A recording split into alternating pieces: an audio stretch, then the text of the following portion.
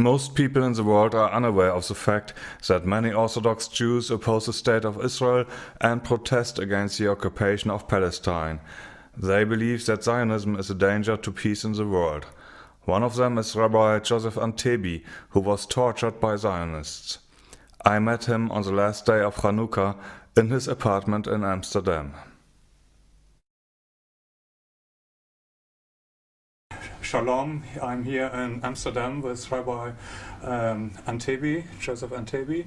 Thank you for inviting me into your home. And first of all, we want to talk about Zionism and your view on it and Israel, and you have been to Israel recently. But let me start with a question: are you not afraid to invite a German into your home, who's, if you look me up into the internet, who is supposed to be anti-Semitic? A Jewish person should be afraid of the Almighty, and there is no special reason to be more afraid from you than other people. The expression anti-Semite, is it being used by, actually you are critical to the Zionism, anti-Semite, is it used by Zionism to reach certain goals? No doubt about this. For every human who will think a little about the attitude and the way they express themselves about these matters, that using anti-Semitism in context of European lands is to achieve goals, and especially those goals who linked to the Second World War. Right. But let's maybe first introduce yourself, where you come from, and yeah, have you always lived in Amsterdam, or? No, I've been born in Jerusalem. I'm a Palestinian Jew. My grandfather was born like his father in Hebron. It's from my mother's side. And my father was born in the old city of Jerusalem. And I prepare to show you the birth certificate in which it says that I'm Palestinian. Okay. You probably can take a picture and put it in the, so we can show it, of course. Yes. Okay. Okay, we'll make a picture of that later, maybe. Yeah. Thank you. So, actually, you are Palestinian Jew. You can read it. Yes. Certification of registration of birth, Department of Health, and Palestine. Okay. Yeah. That's weird, because we think that Jews only live in the, well, not in Palestine, but in Israel. But before Israel was created as a state, Jews and Palestinians lived lived peacefully together for a long time. Sure. What changed then? Zionism, of course. Zionism is the cost of the unpleasant situation that you have right now in the Middle East, and not only in the Middle East, in the whole world. Okay, can you explain what Zionism is and what the problem is with it? Zionism, it's a political movement which started about 150 years ago in East Central Europe. One of the major figures in the establishment of this movement is Benjamin Zehev Tudor Herzl, who was a secular Jew from Budapest, and then he passed to live with his parents in Austria. And he was very far from religious, and he thought that a solution for the Jewish problems will be when the Jewish people will have their own state. He thought to create a secular state like Austria or Germany or Belgium. Okay, then after World War II, Israel was created. It was there was a Balfour Declaration that actually promised a land to the Jews in a country that didn't belong to them, and was promised by the British, actually, right? Look, this is the political side of the whole matter. We watch it much more from the religious side. It was ever promised to the Jewish people, but since 2000 years ago about, we were punished, and the punishment include that we have to leave this place, and the power of this punishment did not pass away until these days. The punishment by God? Yes, that we are not allowed to live there. Okay. That we have to live under the nations abroad. So you are an Orthodox Jew who's strongly believing in what is written Yes. in your religion, and you think if there would be a state for Jews, then God would give it to you, right? Or what is- Like it says in the Holy Book. Like Yeah. I prepared a chapter who refer this. Okay.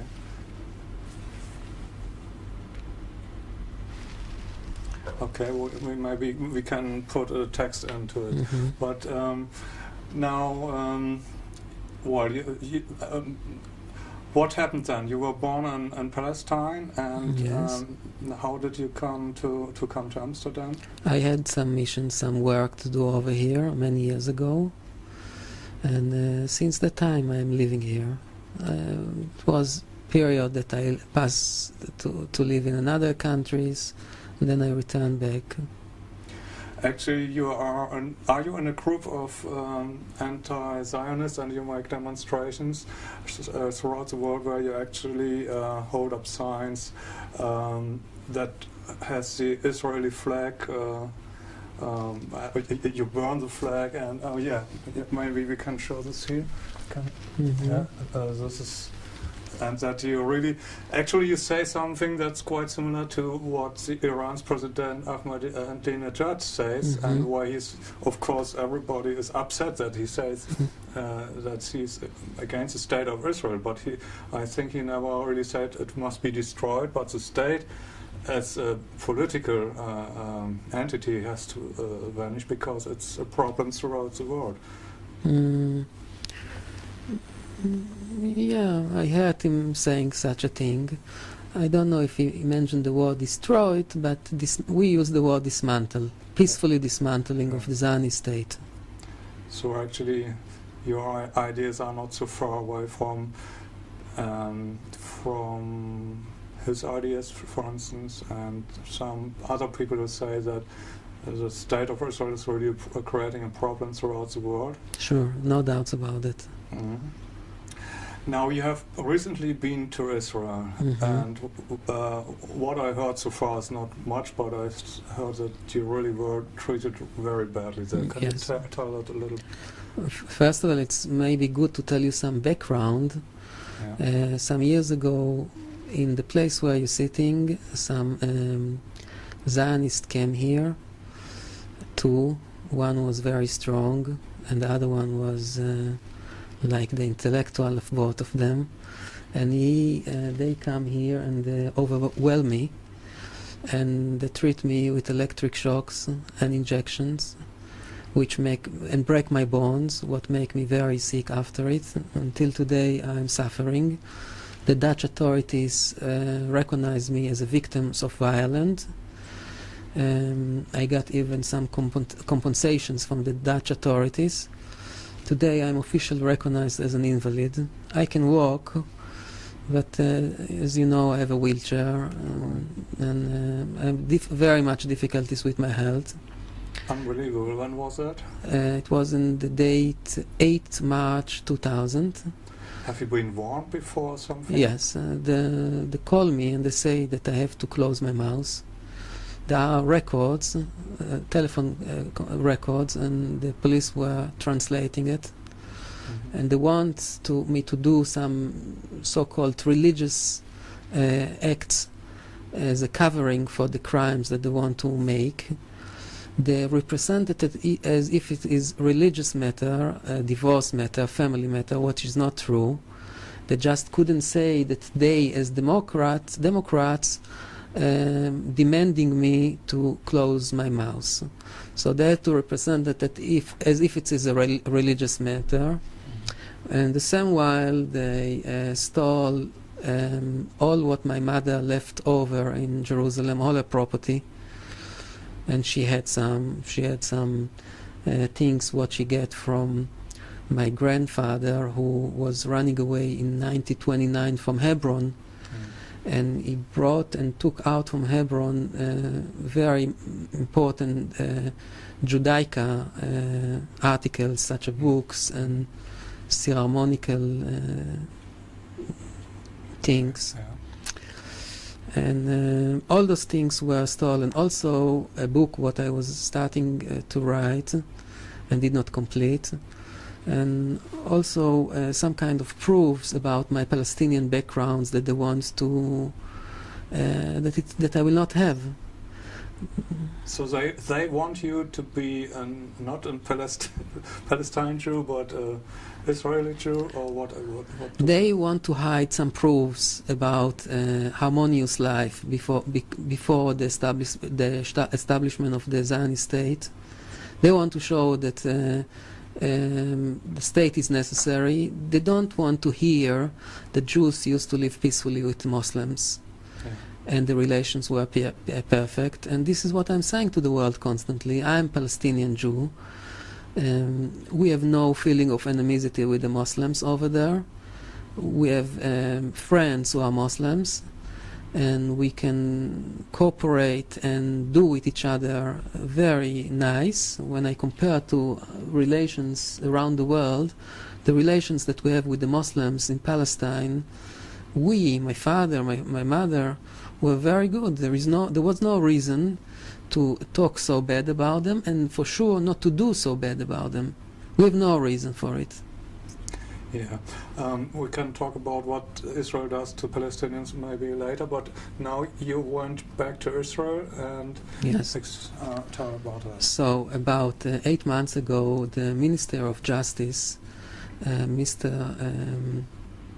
Alexander Krab, from Israel or from? No, from here, from Holland, okay. Told me that there would be an opportunity to meet my son, which I did not meet for 16 years. That did not let me see my son for 16 years now. And he told me that he arranged some things in Jerusalem with his colleague over there from the Ministry of Justice, Mrs. Regina Tapuchi. And when I will go there, then I will see my son after all those years. Something what is very difficult and breaking my heart for a long time. So I asked a medical assistant to come with me, and we go there. And when we go to the authorities he sent me to, they say that they don't know him, and I have nothing to search over there. I'm just tourist, and they will not cooperate with me. I tried for about 4 or 5 times, and the 5th time they tell me if I will keep on disturbing them, they will call the police. So I didn't know what to do. And that was not the only reason I went. Also my doctors told me that treatments in the Dead Sea will be good for my health after the torturing, and so that I was passing. I get a lot of treatment in the meanwhile, all these years. Okay, so after 18 days I thought for myself, it doesn't work. It doesn't work. I mean, it seems like they don't want to let me see my son.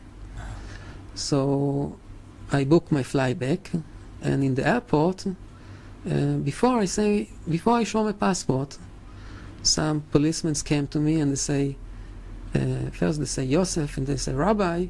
I say with the hand like this, and I say yes, sir. They say to me, you're not flying nowhere, you're staying here. I was surprised first how they know my name without to see my passport. And second, I asked them, but why? I'm not a citizen of you. I live in Amsterdam. I'm citizen of Holland. What can be the reason to leave me here? They tell me you have to give a lot of money to the state, and they laugh, as if that I have to feel that it's not the real reason. I say, what kind of money? They say, you have a son over here. I say, I never met him, and just since short I know he's alive. And you took so much money from my family already. You took a lot of property in millions. I say, yeah, we hear all those things you can say to the courthouse. And they put some papers in my hand, and they say that they're going to take all my luggage out of the airplane, and that I will not fly. And then they escort me until the end of the airport.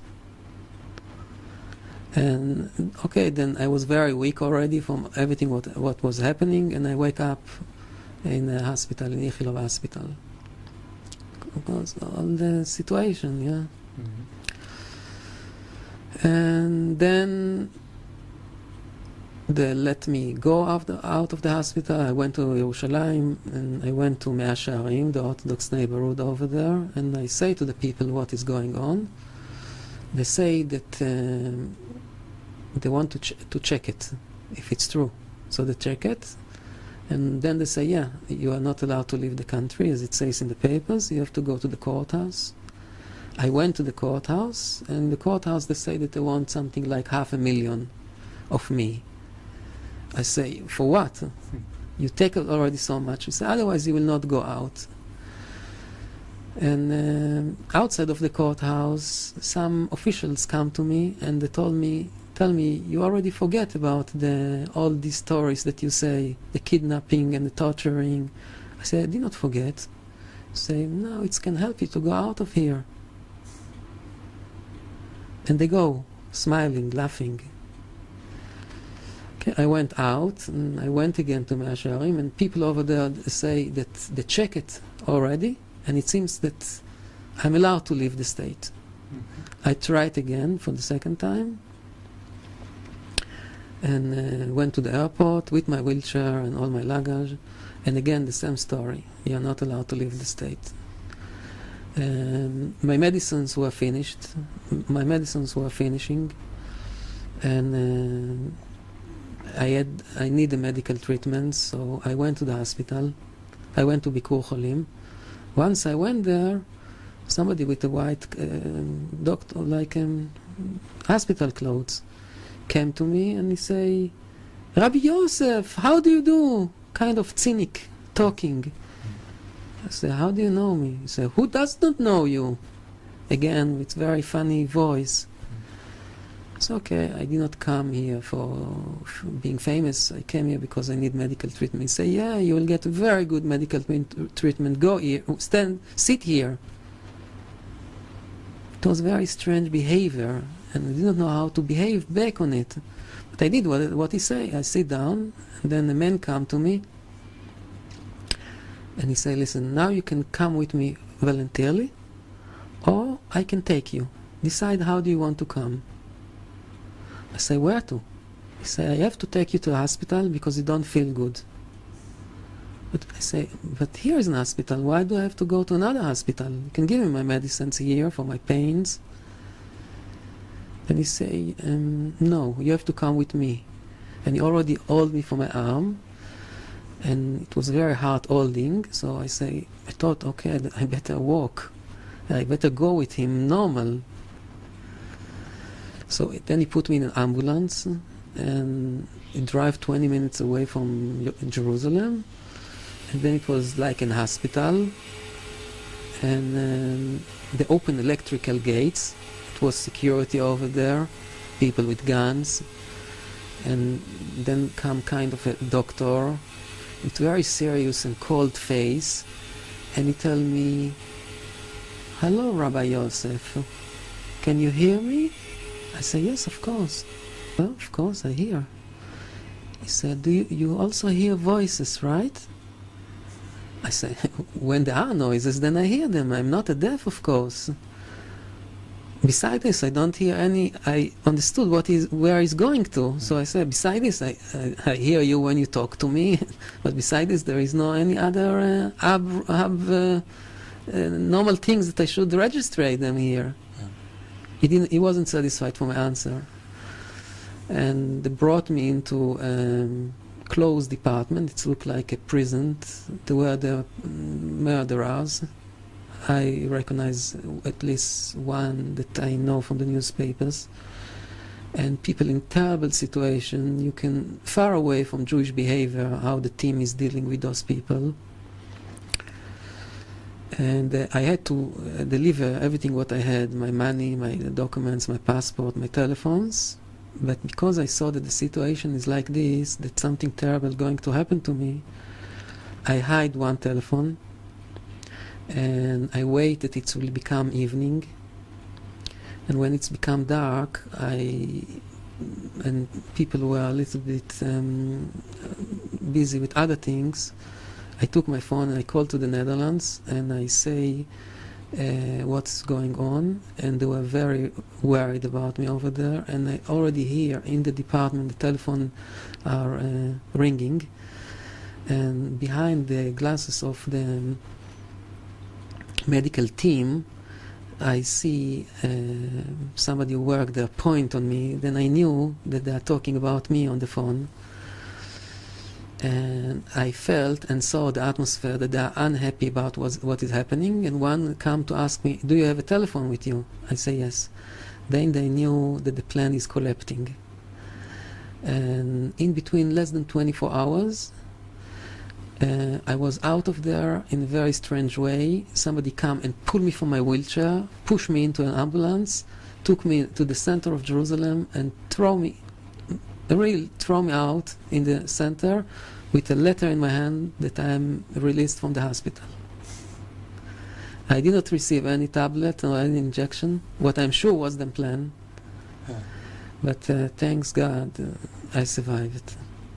That was not the only thing. The second experience was that I'm driving in a bus with another 16 people, and then a civil car passing our bus, and at once putting on the car some kind of blue light, stopping the bus, and they're picking me out of the bus and taking me for requesting for the all night long in the police station in there, near Jerusalem. It wasn't in Jerusalem, Okay. another city.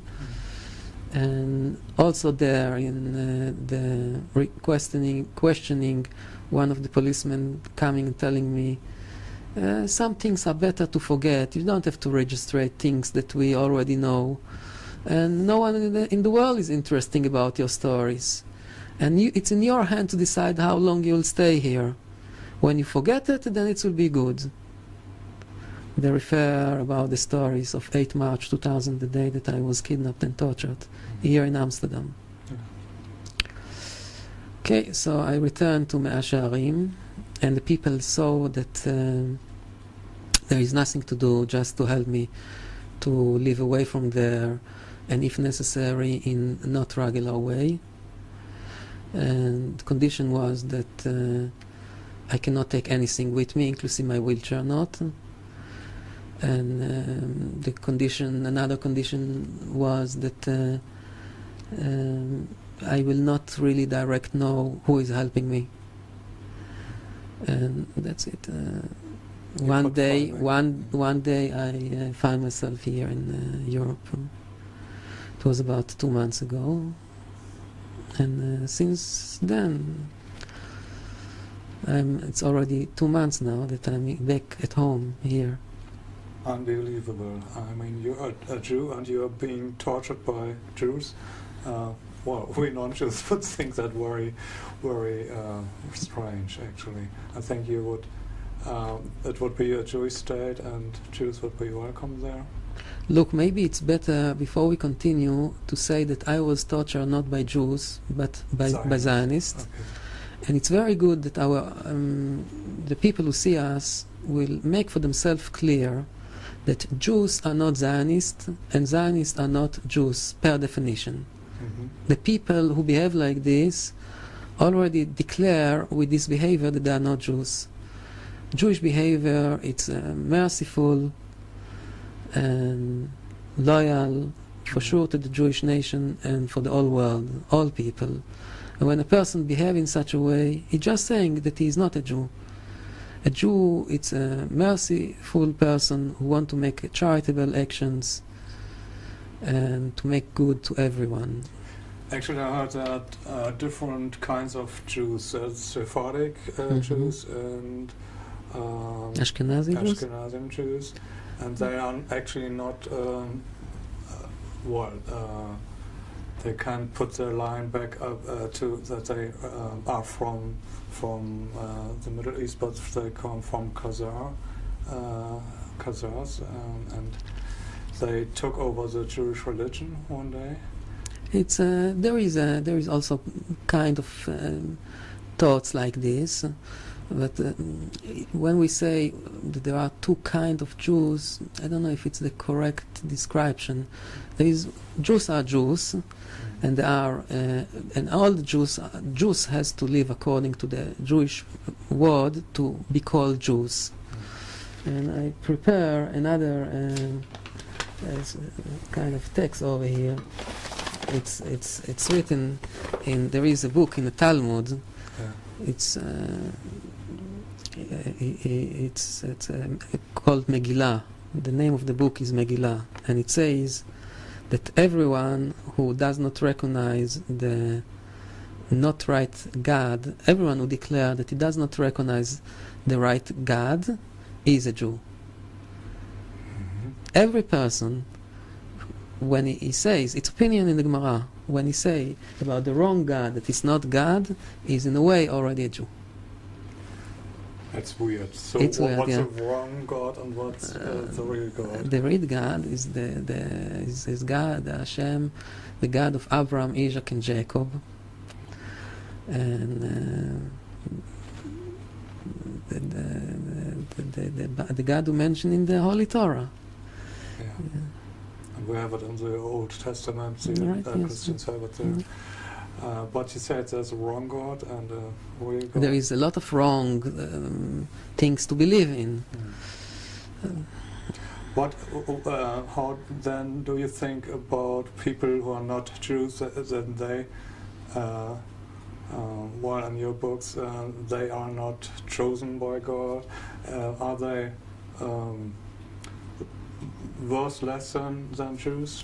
Look, it's will not make a good impression to talk like this, and it can be very insulting to hear such a thing. And I'm afraid to say a wrong thing will be interpreted in the wrong way. That's why, and also because I'm not good English, that's why I'm very careful with what I'm saying. I can tell you that in the time that Messiah will come, and we will bring offers in the Holy Temple, also non-Jews will bring offers over there, and also non-Jewish people have a place in heaven if they're living correct as a righteous people. And there are a lot of righteous people between the nations, and it's enough that they keep the 7 laws of Noah to be called like this. Okay. And you think that Jews can live peacefully with Palestinians and non-Jews wherever in the world? There's no problem for you? Or do you think they have to change, or do you expect anything from non-Jews? Or just that you say everybody should respect each other? Look, the Jewish people live in diaspora already for about 2,000 years. Yeah. We don't have a homeland. We are loyal to the nations around the world. And there are some obligations from the nation to the Jewish nation, as they promised, and it says in the Talmud as well. They cannot take us into slavery, for example, or let us work as slaves. From our side, we are not allowed to fight to have a country, and we have to be loyal to the nations wherever we live. Yes, so if we live in Holland, we have to obey to the laws of Holland, with one condition, that those laws are not against the Torah. That the nation does not force us to do things against our God. And when this is done, and we are not forced to do things against the Torah, we have no choice but to be loyal to the nations. And this is commandment of Hashem. And when the nations does not press us to work in slavery, then it's already good background to live harmoniously near each other, and there is no reason to rebellion against the nations. Okay, but the state of Israel now is different to that belief, what you just told me. Sure. They are treating Palestinians, especially, and non-Jews, not equally, and even Jews they are treat like they treated you.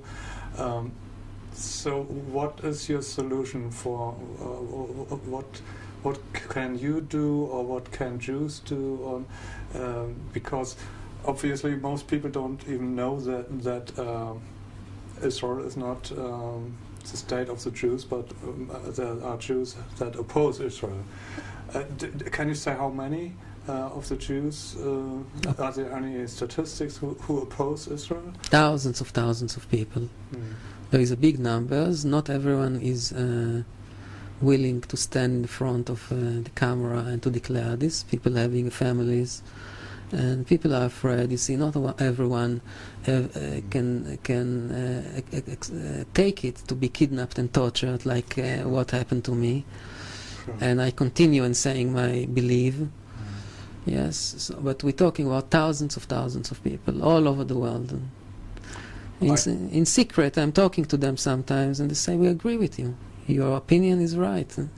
The state, the Zionist state, is a wrong thing, costing us a lot of problems in the world. When things happening there, and I'm walking in the street, I experience it very strong. People are angry, and they see me and they think that I'm the representative of the Zionist state. They don't know that we are not different as they suffering from this state.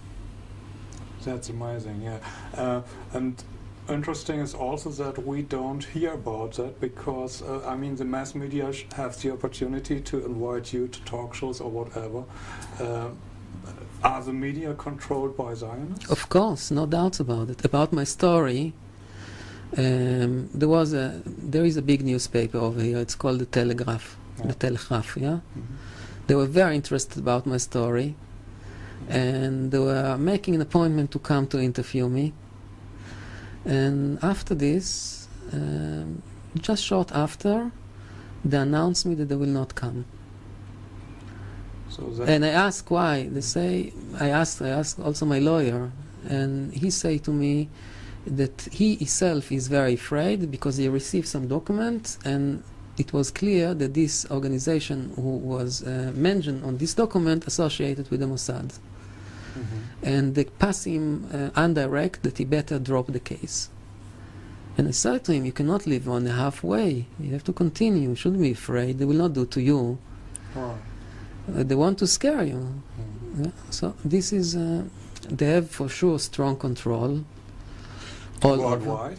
For sure. You know this. I don't have to tell you. Yeah, sure, but it's amazing. Yes. I mean, we are always called conspiracy theorists and even Nazis if we come up with the idea that Zionists would control the media worldwide. So it's very dangerous to talk about these things. Are you not afraid now? I mean, you have been tortured, you have this experience in Israel. Not afraid to talk in front of camera now? Look, I lose a lot already. I lose my family, which I don't see already for many years. I couldn't be in the funeral of my mother. She told me goodbye through the phone. After that, they went to the hospital and pulled away the infusion from her hand and threatened her that if I will not stop, they will kill me. And my son I did not see for 16 years. Can we... Okay, sure. Answer. Right, so the thing was with my mother, it was very heavy. It was like saying goodbye on the phone, which make a lot of emotional pressure on me. And then she passed away on 19th January 2000. And I was broken, very broken. I sat here alone. There are all kinds of ceremonial things who has to be done according to Judaism. And people did not come to cheer me up from Amsterdam. The people who know me here took a distance from me because what the Zionists announced about me. And while I'm mourn on my mother, they keep on calling me and sending people to warn me for attack that they're planning on me. So the security man from the institution come to my home once, and he told me that they're going to burn up my house. And they sent a few times people on the door. So on 8th March, it was like about 1.5 months after my mother's death, they knock on the door here, and I opened the little curtain in front of the door, on the window of the door, and I asked who it is. And they make like kind of very sweet voice, and they call me with kind of nickname. They didn't say Rabbi Yosef, they say Yossi, we come to help you. And I say to myself, the Almighty probably hear my prayers, that I feel alone and broken, and He sent me people to help me. So I open the door, and they wave with a white handkerchief in the front of me. I did not know exactly what it is. It was strange. I opened the door, and somebody is waving with a white handkerchief, and immediately I felt very dizzy. Before I could realize what is happening, they pushed the door very hard, and he put his foot between the door and the frame of the door, and pushed very hard. And then immediately after him was coming in a man. It looked like he's very strong, like he's training every day, very muscleful, and he go and sit on his knees, and he opened a black bag, what looked like a official documents bag. And the other man was making me to sit on a chair there on the hall, and he held my face in the front like this. I cannot watch left and right, but from the corner of my eyes I saw something like a needle of injection, and I felt right away something on my arm. When I got this, I felt like I'm paralyzed partly with my thoughts and with my behavior. And then they start beating me very aggressive in my stomach, and right in the beginning when they beat me already they broke my ribs, what making me my breathing very hard, painfully, and my moving, so they overwhelmed me very easily after it. And then they brought me into the room, and they continue beating me, and then the one man asked the other one, bring me a telephone book. I did not know. I thought, I'm confused, or the question is wrong, or I didn't understand what is going on. I thought maybe you want to phone somebody. No, the reason was that probably they learn how to torture, and they learn that hitting with a telephone book or with a book on the head is just making brain shake or very heavy inside injuries, but it doesn't leave a sign outside. It doesn't make a wound. So they start to hit me with this telephone book of Amsterdam. Is quite big book, and in combination with the injections and electric shocks that they gave me, I was really away. It was so painful and so terrible. There is no word. I don't have words to tell you how I felt in these moments. Another method is that they were taking almost my arm away, out, and putting it. I don't know exactly what they did, but it was very painful. And then he tell him like he's giving a hint that he want to put my head in the toilet, and a few more things that they say what I can't repeat. It's a shame to repeat what they were planning to do with me. A really shame, ordinary and vulgar in the same time. And I really believe that they're going to do this because they show me equipments that are used for this kind of torturing. And that was breaking me. that was the thing what brought me into the end, that I told them, okay, all right, whatever you want. Then they search in all my apartment for documents, and they find some anti-Zionist pages. And every time that they saw something, they keep on beating me. It was taking maybe 1-2 hours torturing here, and I couldn't shout from the injections and from all the treatment. Then they told me that they're going to bring me to a car outside, and if I will open my mouth and mention something in the street, they will put me in a carpet and they will roll it and they will throw me into a place where they build houses, into the beton, and nobody will find me anymore. And then they brought me into the Zionist building. There were waiting for me a few Zionists. They call themselves rabbis, but they are not rabbis. The one was Mr. Avers, Raphael Avers. The other one was Louis. And the other one was, he already passed away about 8 months ago, is Just, Meyer Just. They wait for me over there, and in the declaration in the police you can read that it was revenge. If you can see deeply what they are saying, you see that it was a revenge about my activities. But they want to represent it as a religious matter, because when they will represent it as a religious matter and there will be request by the police, questioned by the police, they will say it's a Jewish matter, don't involve yourself. Once the police will involve themselves, they will say you are anti-Semite, the old story. And they announce me this in the synagogue. They say, don't go to the police, they are all Nazis. There is a newspaper article that you can take with you after, in which it's mentioned. Don't go to the police, they are all Nazis. But the police was involved because after this torturing day, they throw me to the street, and the people, the citizens of the residents of Amsterdam find me and call the police and ambulance, so the police get to know about it.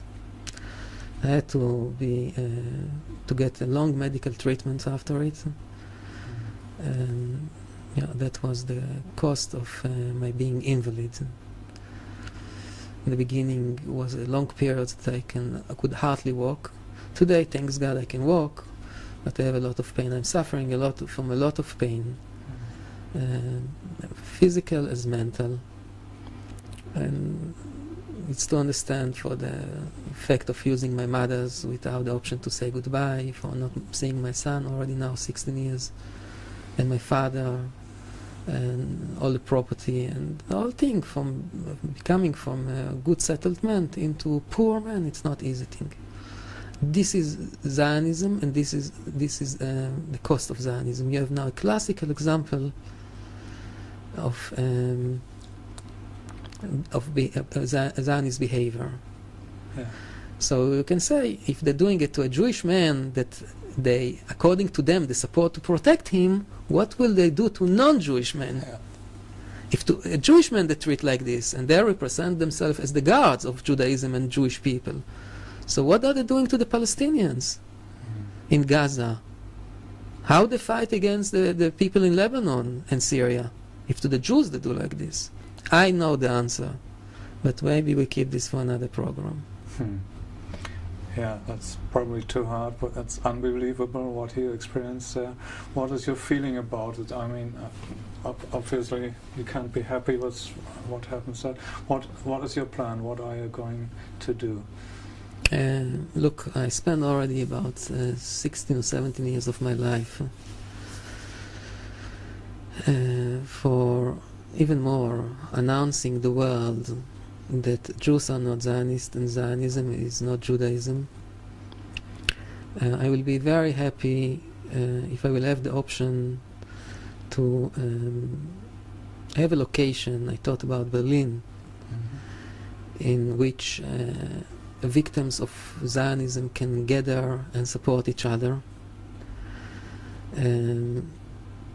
the German authorities are suffering a lot from being guilty about what happened in the past, and it's very hard for them to express themselves against Zionism, especially because the Zionism represent themselves as Jews, and when it's coming to matter of Jews in Germany, it's a very hard matter to deal with for the German people. Very often they are in terrible situation, and they have no spokesman who cannot be accused as being anti-Semite. And this work, it's a work that I can exercise. And I will do this because it's now time to start to do this work, before it's getting too late. Before the nation's getting angry again, and I don't wish it, and I don't want it to see them angry again. So before it's getting so far, Jewish organizations have to come and to say loud the truth. And one of the points is to make the Zionists come down with them arguments against the European nations. Okay, maybe we can help you there. Someone, somebody from our audience is maybe in Berlin and can arrange something. I think that would be very important that we say, that even we Germans, I mean the relationship between Jews and Germans are not so easy, but I think if we can make a strong statement then, that would be very important and could hopefully bring peace between the people, and we see what happens, because what's going on there in Israel is affecting the whole world, and we see what they do to you, and then what could the Mossad do around the world with people who criticize Israel. Mm-hmm. Okay. Thank you for the interview. Or is there some last statement you would do to our audience? Something you really want to say? I hope will come soon a day that we can greet each other not only by words, but words which coming from the heart for peace. Yes. Thank you. Shalom.